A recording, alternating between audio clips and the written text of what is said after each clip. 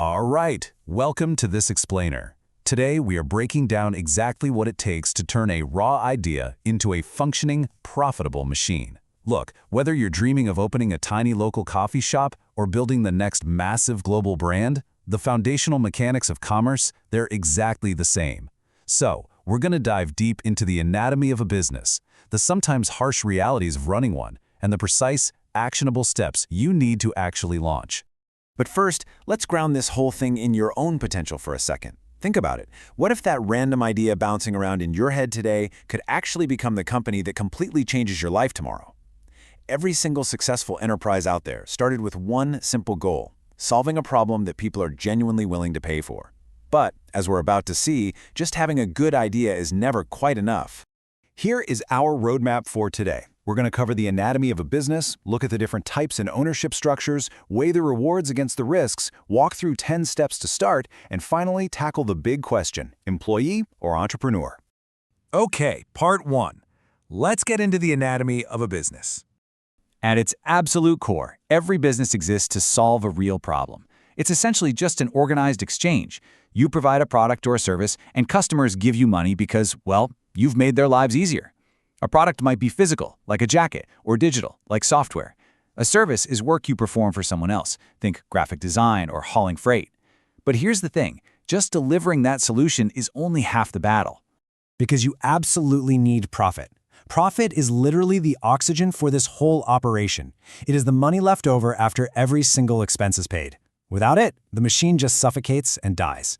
A strong business obviously does a lot more than just hoard cash. It innovates, it drives economic growth. But make no mistake, it absolutely relies on profit to survive, create jobs, and actually improve communities. Let's put that into perspective. Imagine you're running a meal delivery hustle. You pull in, say, $10,000 a month. Awesome, right? But wait. After buying ingredients, paying for targeted ads, and covering gas, you've spent $6,000. So your actual profit, your true take-home oxygen, is $4,000. Business isn't just about selling. It's a complete system of managing your revenue against your operational costs to make sure you stay in the green. Moving right along to part two, types and ownership structures. Because, not all businesses play by the exact same rules. Selling physical clothing means you have to manage a ton of inventory, whereas trading your coding skills as a service relies entirely on your personal time and energy. You could build a totally borderless e-commerce brand, a high-trust local retail shop, a massive manufacturing plant, or even just buy into a proven franchise model that's already working. But whatever you choose, a crucial step is picking your legal armor. A sole proprietorship is incredibly simple to set up, but it leaves this massive anvil hanging over your head, meaning if the business owes money, you personally owe that money. On the flip side, an LLC or a corporation builds a solid legal brick wall between the business and your personal savings. It gives you vital protection, even though it definitely demands a lot more paperwork and strict legal compliance. All right, part three. Let's talk about the rewards and the risks. Let's start with the dream, right? Entrepreneurship completely smashes the ceiling on a fixed salary.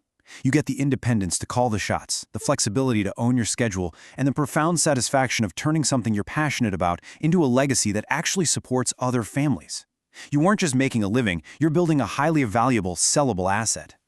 But we have to be real here. That freedom comes with a very heavy burden. You are facing extreme financial risk and wildly unstable income, especially in the beginning.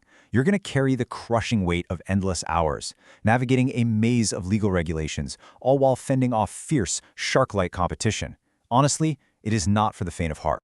And I cannot stress this enough. Revenue is not the same as profit. Misunderstanding this simple fact is exactly why so many ventures collapse. You can pour massive, record-breaking sales into your bucket, but if you don't control your expenses, the holes in the bottom will drain you straight into bankruptcy. So besides those leaky finances, what else sinks the ship? Well, building a solution for a problem that nobody actually has is a fatal mistake. Add in terrible pricing, invisible marketing, trying to scale up before your systems are ready, or trying to sell everything to everyone, and yeah, you're going to go under. Mastering your focus and actually listening to real customer feedback is what keeps you afloat. Which brings us to part four. 10 actionable steps to actually start. We kick off with the planning phase. First up, find a genuine pain point out there in the world. Next, pinpoint exactly whose pain that is. Please don't try to sell to everyone. Study your competitors. Map out a simple business plan and, most importantly, test it. Get real pre-orders. Run small test ads, because actual customer behavior will always beat polite compliments from your friends and family. Once you've proven the idea, it is time to execute. Calculate your exact break-even point. Build a brand people can trust and lock in that legal paperwork we talked about. Then, market aggressively, but only in the places where your specific customers actually spend their time. Finally, treat your whole business like a giant science experiment. Track your data, double down on what works, and ruthlessly cut what doesn't. And finally, part 5, the big decision: employee or entrepreneur. Look, objectively speaking, neither path is automatically better. Employment is kind of like a secure island. It offers stability, clear boundaries, benefits, and really low financial risk. Entrepreneurship is more like a rocket ship. It trades all that safety for ultimate freedom and unlimited upside. A lot of smart founders actually bridge the gap. They keep their day job to test their idea and only cut the cord when the business revenue becomes stable. Because true success, it's almost never about a single lucky break or chasing quick cash. The best founders out there aren't necessarily the richest or even the smartest. They're just the most resilient. They learn from failure, they manage their cash flow religiously, and they just keep showing up to make hundreds of small, intelligent decisions day after day after day. So armed with this complete blueprint, from the basic anatomy of a company all the way to your launch roadmap, the ball is firmly in your court. What type of business would you like to start? Taking that very first educated step might just change your life forever. Thanks so much for joining me on this explainer. Keep learning and keep building.